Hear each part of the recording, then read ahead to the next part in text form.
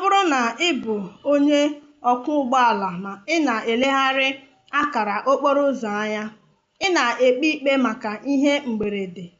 Ọ bụrụ na ị bụ nwa akwụkwọ ma ị kpachapụrụ anya họrọ ịghara ịgbaso usoro ihe omume nke otu alaka ụlọ ọrụ, ị na-emehie ụzọ ọdịda. N'otu aka ahụ, nwa Chineke nke kpebiri ileghara ntụziaka Chineke na-enye n'ụzọ ndụ nke na-enugharị efegharị anya ga-abanye n'olulu n'isi nsọ. Yeshua enyewo ihe ịrịba ama zuru ezu iji duru ndị niile na-agụsi agụụ ike ịbịarute n'alaeze Chineke n'udo. Chineke na-agwa anyị okwu kwa ụbọchị. Ajụjụ bụ, anyị na-ege ya ntị?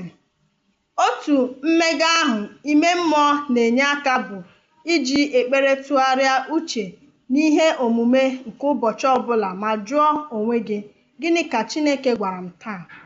Ọzọ, anyị na-agbalị ime ihe Chineke na-achọ ka anyị mee. Nke a bụ naanị ụzọ isi too n'ụzọ ime mmụọ. Anyị enweghị ike ịnọgide na-abụ oche anyị. Ihe n'ime anyị ga-agbanwe. Anyị ga-eto eto. Chineke na-ekwu, anyị na-ege ntị. Ụtụtụ mara mma.